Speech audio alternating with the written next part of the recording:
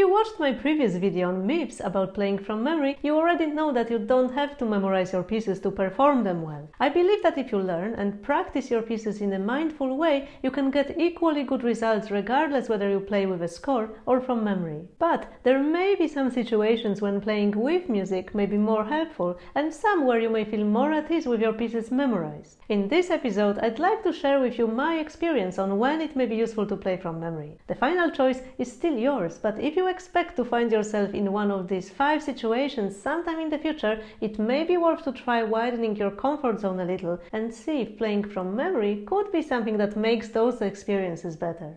The first reason why you may want to consider memorizing some of your pieces is playing for others. And that's one where, to be honest, we can all find ourselves in, unless you somehow manage to keep your harp playing an absolute secret. Even if you're thinking that harp is something you do only for yourself and you're not planning a big performing career, you're almost guaranteed hearing requests from others as soon as they hear that you play the harp. That's why I think it's a good idea to memorize 1 or 2 easy pieces that you could play right then and there, so then when you have an unexpected visitor who spots your harp in the middle of your living room and they won't take no for an answer, you can just sit down and play something short and pleasant. And here's the thing, it doesn't have to be a super advanced piece, and it doesn't have to reflect the level you're at now, or be a piece that you're working on with a teacher right now. Most people can't tell what's easy and what's hard on the harp, and they will be impressed regardless of a piece you play. And in fact, shorter pieces are often better, as in most situations your listener just wants a taste of what a harp sounds like. So if you can offer them something short and sweet, they will be absolutely delighted.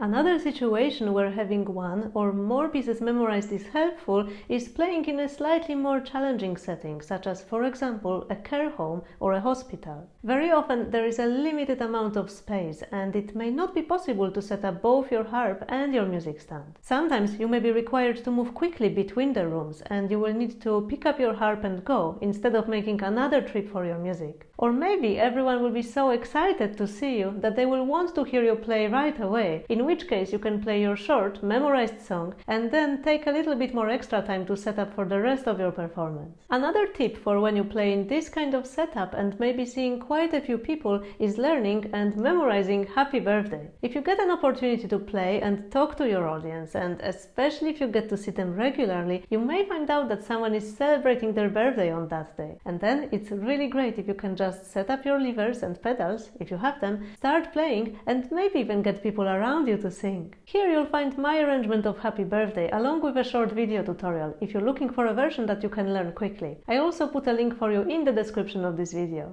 It is a good idea to memorize some or all of your music if there are some tricky page turns in your score, or if you've got a long piece with lots of pages and cannot fit all of them on your music stand. You will of course need to plan and practice this well ahead of time, but memorizing sections around the bottom of a page and top of the next page is sometimes the most convenient solution. Just one thing to bear in mind here. When you choose to memorize only some sections of a piece, you need to be really clear about what you're playing from memory and when you need to go back to the score. Getting carried away and not being able to find the section that you need in your music can make you feel quite stressed, so make sure you know exactly what you're doing so you can avoid that. One tip is marking your music in a way that will help you find your next spot easily, for example with these reusable sticky tabs, so the bright colors guide you to your next starting point. For that, you should also know your rescue points, or as I call them, emergency exits. I highly recommend that you check out the episode where I talked about them, as they are really a must-have if you're planning to perform from memory.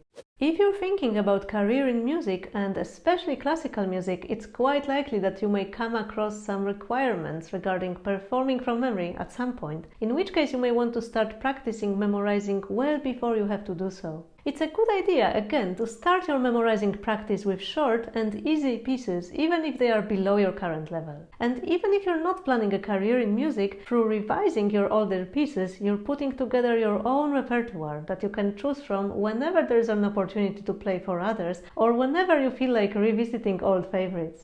Before I tell you my last tip about when it may be helpful to memorize music, I'd like to hear what was your experience so far when it comes to playing with music and from memory. Have you tried both? And if not, why not? How did that make you feel, and were these feelings different in different settings? Feel free to share your thoughts in the comments. And remember, there's no one size fits all. Some people will feel more comfortable performing when they can play from memory, while others will only feel free to express themselves fully when they play from a score. And that can also vary depending on the pieces that you play, and even if you normally prefer to do it one way, there is a chance that with some pieces you will feel more at ease with a different arrangement. So it's really good to reflect on your past experiences, both to see if you'd like maybe to have more flexibility in whichever area, and also to understand what makes you feel comfortable, what makes you go in the zone where you feel fully in control of your playing, where you are focused and know exactly what's coming next.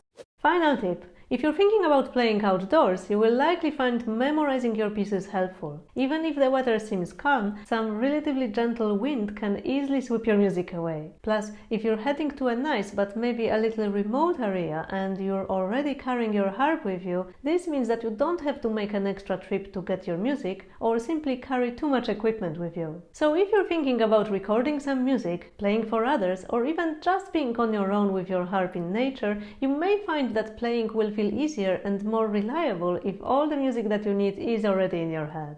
If you want more tips on memorizing music, do check out the previous episodes. I'll put links for you in the description. And if you found this episode helpful, leave a like and a comment. My greatest inspiration is knowing that what I share here is useful, so if you like what I do, don't be shy and let me know. Don't forget to subscribe so you get notified about future episodes, and I will see you here next week. Take care for now. Bye!